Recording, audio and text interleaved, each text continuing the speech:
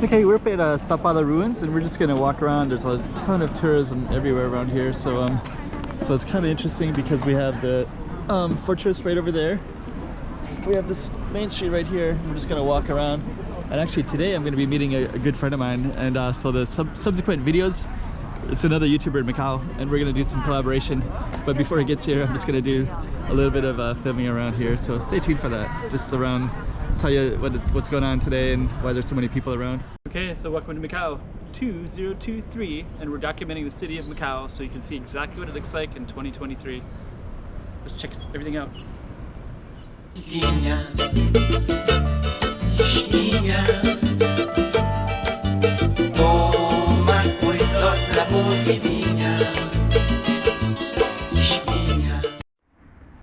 Okay, we're right here at the base of Sao Paulo Ruins, and I was going to try to capture. There's like basically the zero COVID policy is over, and you can see I haven't seen this many tourists in a long time.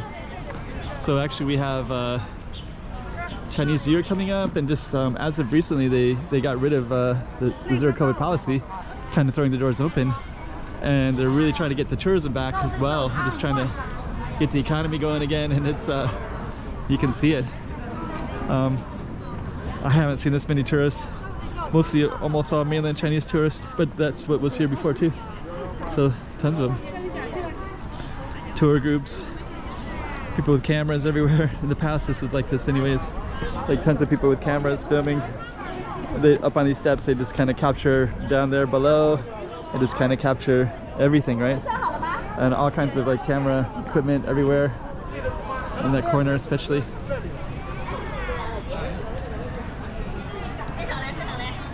Yeah, and actually it's the Year of the Rabbit coming up, so there's I think these rabbits are always there for Chinese New Year, but there's also some rabbits there as well. There's people watching as well, so I probably should engage more. Yeah. So okay, let's just kind of take you on a quick tour. So we're waiting for Israel. He has a YouTube channel as well, and we're gonna do something kind of cool. So you might watch this in isolation. I'm not sure. Kind of looking out for him, but we're going to be going back into behind Sao Paulo Ruins. We're actually going to do a couple things, and I'll probably talk about it later in the other videos. Here's Resurrection Street, but we're going to be going back in here, this Espino, and go all the way down, and Patio de Espino, and there's all these little houses way in the back. So I'm going to be doing a video with him. I kind of want to show him, get his impressions, and just kind of record the conversations and such.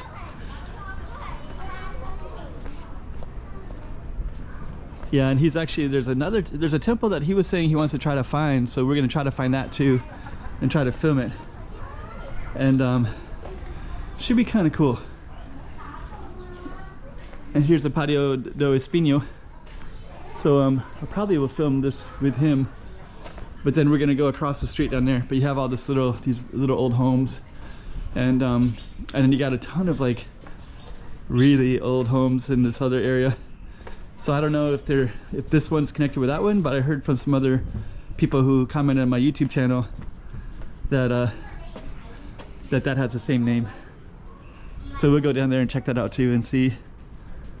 So let's go back. So anyways,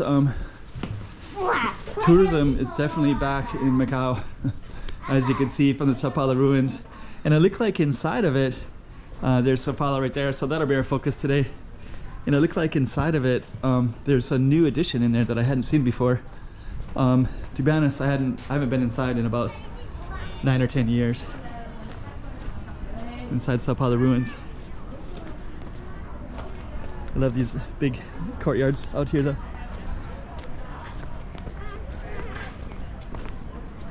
So what we're going to do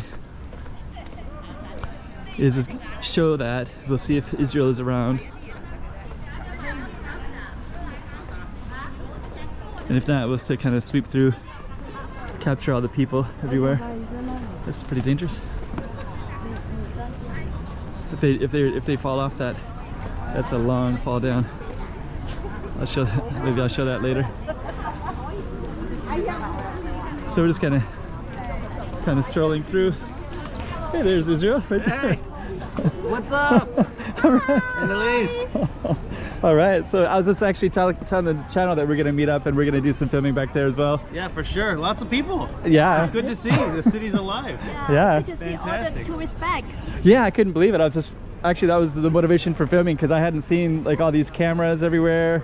Right. Like that's the way it used to always be. It was just people everywhere on the steps. Yeah. Fantastic. So I'll conclude this one. So yeah, I'm gonna do another video where we're gonna be doing some kind of cool collaboration stuff and walking around, and lots of tourists here in Sao Paulo Ruins. So we're gonna pick it up right there. Ready? Yep. So actually, Israel's gonna tell me a little bit about. I'll just let him talk. Yeah. So there is a way to read the face of the ruins of St. Paul. And actually the ruins of St. Paul has 1, 2, 3, 4, 5 levels, and they're divided horizontally. You can see that each level has a horizontal. And it starts sort of from the earthly level, which is the bottom, all the way up to the most important level, which is heaven.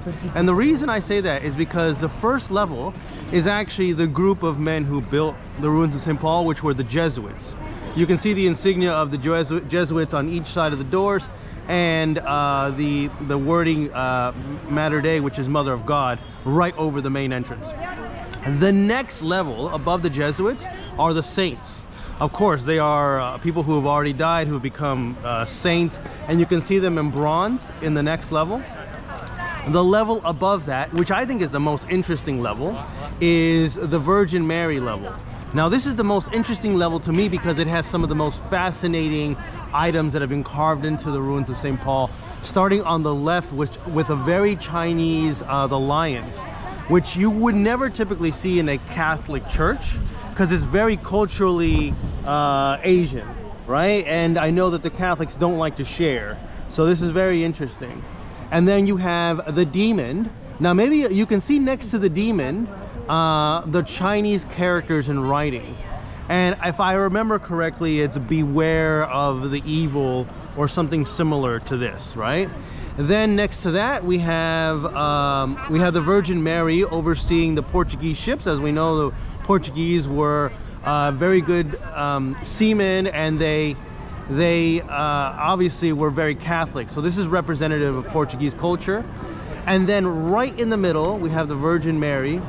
And then further to the right, this is super interesting. We have the Virgin Mary. We have the Virgin Mary again stopping the head of a 7-headed Hydra. So this is representative of good stomping out evil. And then we have some more Chinese characters over next to the 7-headed Hydra that most people, when they look at the ruins of St. Paul, completely gloss over. Then we have the skeleton, which is supposed to be the triumph of, I believe it's the triumph of Jesus over death. And then finally another set of lions on the other side. Now the next level, which is also interesting, is Jesus as a child in bronze. But what's interesting about this level, and to keep it brief, is it has what are called the tools of the Passion. What are the tools of the Passion? They are the items that were used during the crucifixion of Jesus. So you can see that you have the thorn of roses on his bottom right foot. To us it'll be the bottom left. You have the, I don't know what this is called, it's like a whip, and then above that it's like a hammer. But over to the bottom right you can see the 3 nails that were crossed into Jesus. So all of these were tools. In one of these there's a spear that was actually used to end Jesus' life, but I can't really point it out from here.